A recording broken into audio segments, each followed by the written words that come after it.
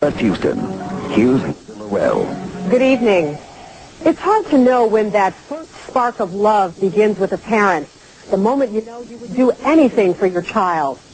Tonight, you will meet one mother who not only met that challenge, but may have stumbled onto the one precious gift millions of people are seeking.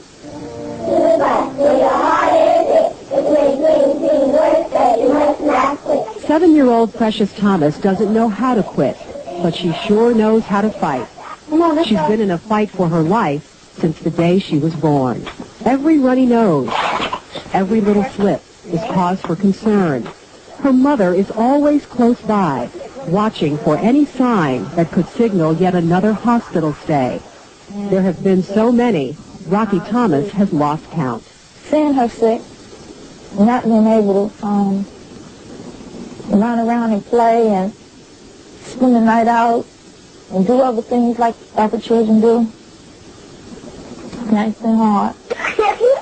It started with fevers and thrush on the tongue when Precious was just an infant, shortly after Rocky adopted her. Rocky knew the birth mother was a drug addict. She didn't know the woman had AIDS.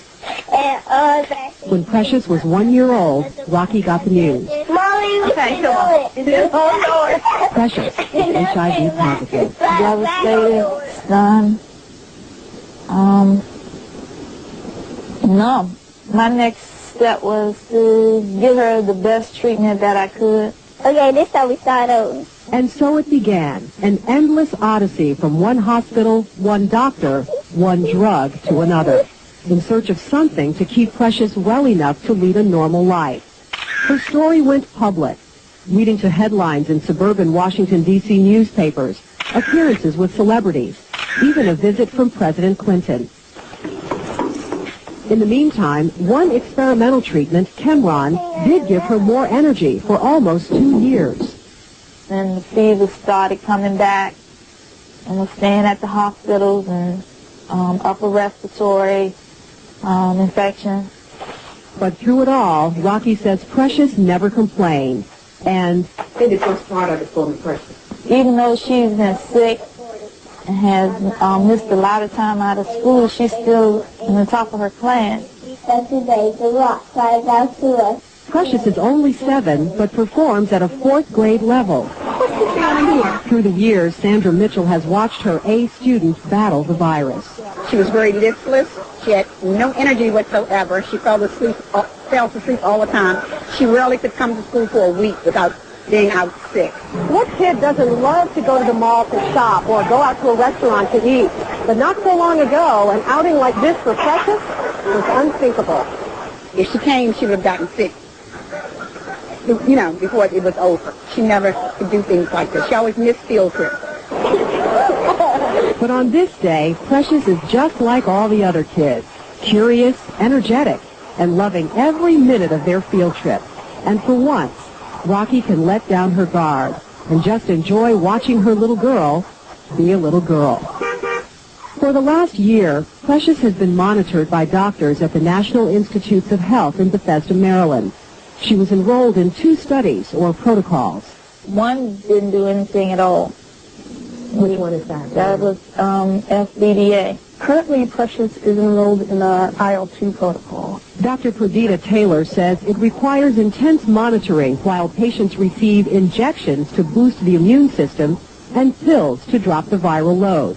That's the amount of virus detectable in the blood. On July 15, 1998, Rocky got the best news ever when Dr. Taylor gave her Precious's latest test results. So she handed it to me. She said, now look at her viral load. I almost hit the floor. It was 0. I said, 0? She said, 0. So I was just shaking. What was her reaction? She was stunned.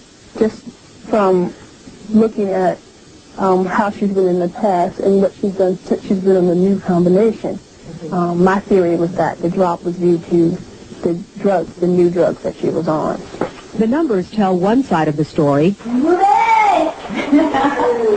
Her family, friends, and Precious herself tell the other as they witness a dramatic change. This is the best I've seen so far. Take Cheese.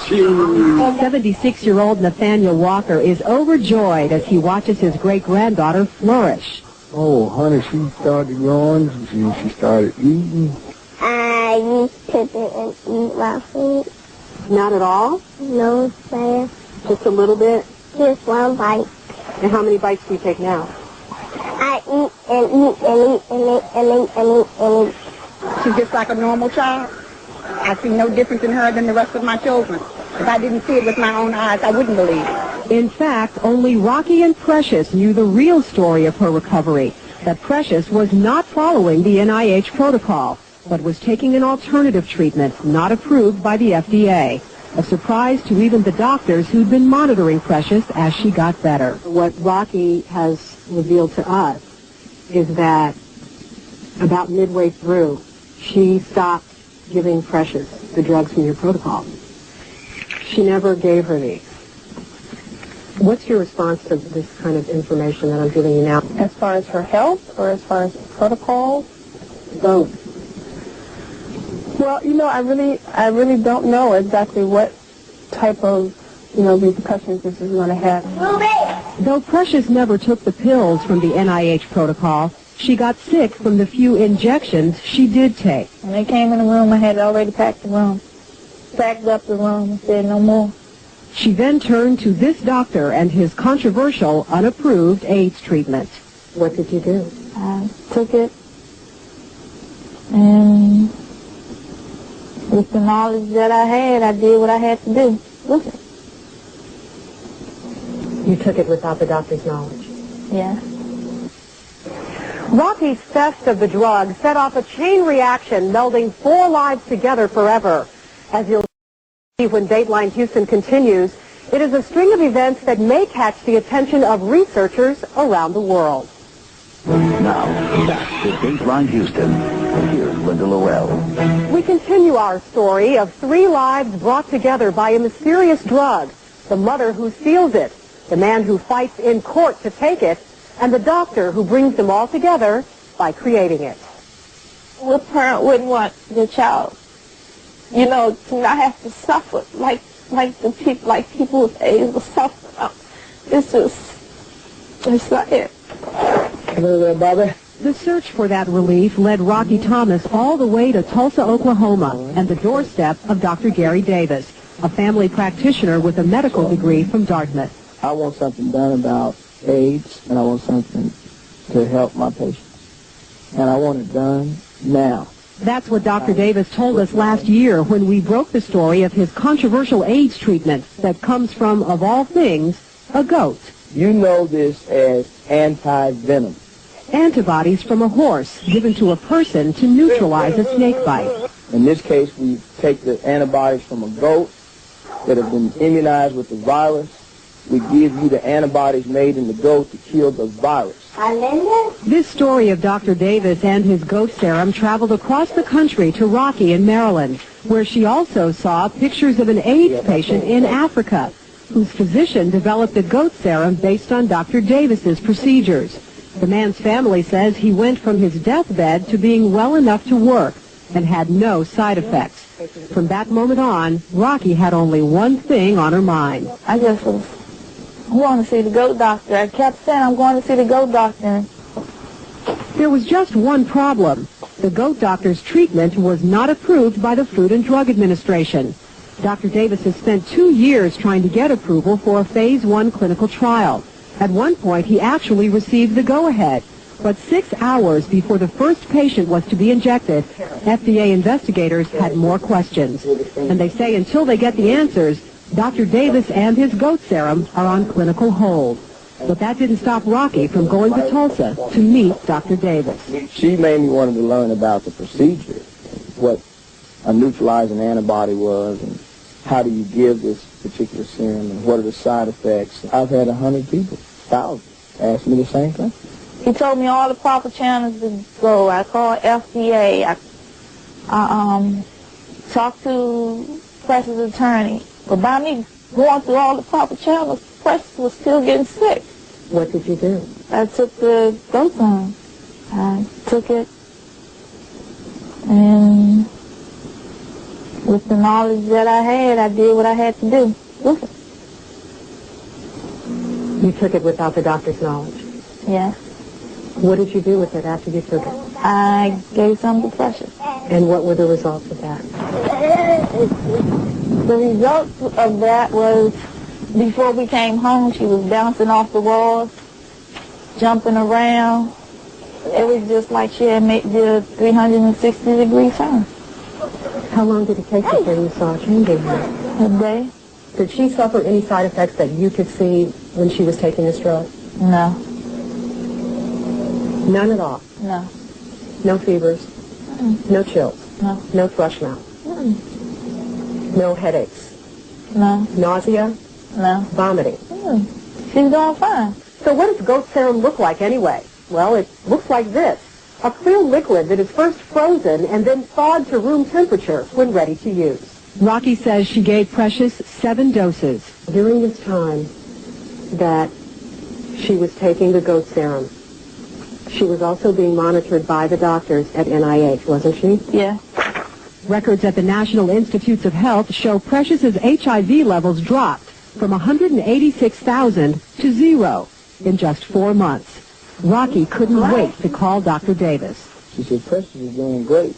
I said, well, good. Well, I said, what you doing? And she said, well, I gave Precious a serum.